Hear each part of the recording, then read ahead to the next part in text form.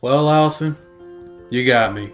Remember a few days ago from now when you asked me if I was going to make a video for you and I said no? Truth is, yes I am. But I'm really hoping this isn't what you initially expected when you asked me that.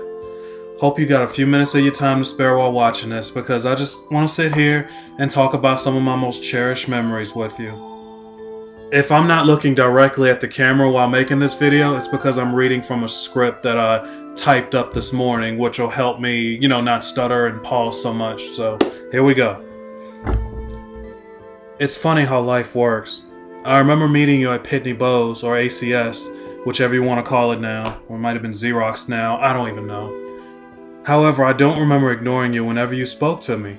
I swear with all my heart it was never intentional to ignore you. And if I could turn back time, I would have definitely spoken to you at every opportunity. I guess everything happens for a reason. Who knows, if I spoke to you back then, maybe different circumstances would have occurred, and you and I would have never been together. And Lord only knows where a path without you would have taken me. We can all agree that MySpace is pretty much dead and gone, but despite that, I will forever be grateful that it ever existed. I can't thank you enough for adding me to MySpace and for accepting my invitation to the movies. After adding me to MySpace, we added each other to AOL Instant Messenger. Every day at work, I had to email you no matter what it was about. I confess I couldn't get anything done at my job when I met you because all I had on my mind was hearing from you. Sitting there waiting anxiously for your replies to my emails, rushing home from work to sit down at the computer and talk to you on AIM, Instant Messenger. So you accepted my invitation to the movies. And you know how much confidence I was lacking back then when you met me. So I wasn't expecting you to say yes. But Lord knows when you did, it made me feel on top of the world. I truly needed a friend during that moment, and I can't thank you enough for giving me the opportunity. I'll never forget you kept telling me it wasn't a date, but I couldn't help but bring flowers. I know, it was probably too soon to bring them to you, but I guess it was my way of showing you just how much I appreciated you coming to the movies with me. I always remember how much fun I had with you and all, but I can never remember the name of the movie we saw. It was Role Models. I had to go in the other room and look at the Blu-ray and remember what the name of the movie was. It was Role Models. But the movie didn't matter much to me. The memory that day that I cherished the most was sitting next to you and having such an urge to hold your hand that night. It was our first night out though, so I knew it was too soon. And it killed a small part of me inside. When the movie was over, you told me you had to go move things out of your old apartment. So I drove all the way home to Hodges, which most of us know isn't a short drive. I had just got home and laid in my bed with the biggest smile on my face. I couldn't stop thinking about how much of a wonderful time I had with you. Minutes after I laid down, I got a text from you saying to come to your house and hang out with you. My heart skipped so many beats at that moment. I immediately rushed up the stairs and my dad asked me where I was running back out to. I told him I was going back out to see you. And he thought it was so weird that you waited till I drove all the way home before inviting me to your house. But I didn't care one bit. I understood the circumstances, and I was more than happy to drive back out to see you again. Turns out it was your friend Heather's idea because she really wanted to meet me after you told her about me. I didn't care about that though. I was just so glad I'd made a new friend. I'm sure I told you this before, but deep in my heart, I was in hopes that soon, you and I would become more than friends. After that night, we kept in touch more and more over MySpace and AIM. Every chance we had, you invited me to come hang out with you. We'd watch movies like Pearl Harbor, and of course we'd play video games with each other, especially Mario Kart Wii. No matter what we did together, I had the best times of my life with you. I can't thank you enough for for all the times that you ever invited me over here. Then, there was that fateful night. The greatest moment of my entire life happened that night. You had me, Heather, and her friend at the time over. You and I stepped outside a few minutes because I think I was getting ready to leave. I can't remember 100% why. But the reason didn't matter. It was the fact that I was outside with you alone. We held each other for a few minutes, and then you looked at me with your beautiful eyes, smiled and whispered to me, "You want a kiss from me, don't you?" And I replied, "More than you can possibly imagine." And the moment our lips touched, I felt like a new person. Like my whole world around me had changed for the better. After hanging out with you for many nights, on February 11th, 2009 to be specific, we agreed that we might as well be a couple.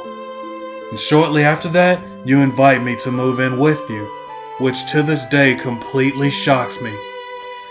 Even though I wasn't making much money, and all of my funds was going to an insane monthly car payment, you still gave me a chance. You overlooked the fact that I didn't have money. You overlooked the fact that I'm a hardcore gamer and I'm into anime. And it's little things that most girls immediately ditch guys over. You stuck by my side. Even during the worst 6 months ever when I was laid off and had trouble finding a new job, Lord knows we struggled. But you still stuck with me no matter what happened. The fact that you accepted me and never gave up on me are just a few of the many reasons why I fell in love with you.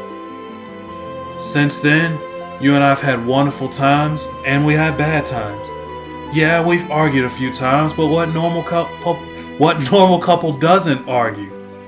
Whenever you and I fight, the only thing on my mind has always been finding ways to fix the problem, whatever it may be, no matter how big or small. Life just isn't the same until I know that you are happy. Since you and I have been together, we've gotten more animals in our home. Originally it was just Melanie and Chloe here. Well, Maverick was here, but I only remember him being here for a few days when I moved in. We've gotten a ferret since... We've gotten a ferret since I accidentally killed your first one you had here from keeping it in the heat for too long. I'm still really sorry about that. And a guinea pig, Layla. Out of all the animals though, the one that I'll never forget bringing home together is our beloved Spark. Our neighbor Cindy met us outside as I was rushing out to go to work, and she told me she found some puppies that really needed a home. I rushed to work, called you from there, and told you to go see her. Spark was the one that you picked out because he whined and cried till you held him in your arms, and he fell asleep in your arms. And I feel that the efforts between me and you that we put in together to get Spark and give him a new home, it made that day extra special for me. It made me feel as if you and I had a child together. And that's exactly what all the animals that live here are to me. They're our kids, and I'll always love every single one of them with every fiber of my being. Speaking of love, Allison, I've never been the best person with words. Just understand that the love that I have for you goes beyond any words I could possibly come up with right now. I would rather fight with you than be happy with anyone else in this entire world. You mean everything to me. Even though for the past year you've been driving me bonkers about taking our relationship to the next level, you were absolutely right. You and I have been together long enough, and it took me way less than 5 years to truly know in my heart that you are the one and only woman for me. No other person in this entire earth will ever understand, accept, or care for me nearly as much as you always have.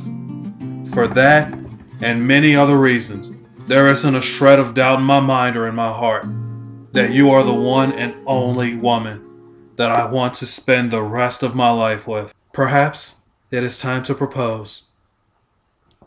I'm a little shook up here at this part. Let's let our friend Yuki Order take over from here. Now come with me, little girl. Don't speak. Yes is all I want to hear. Allison, will you marry me?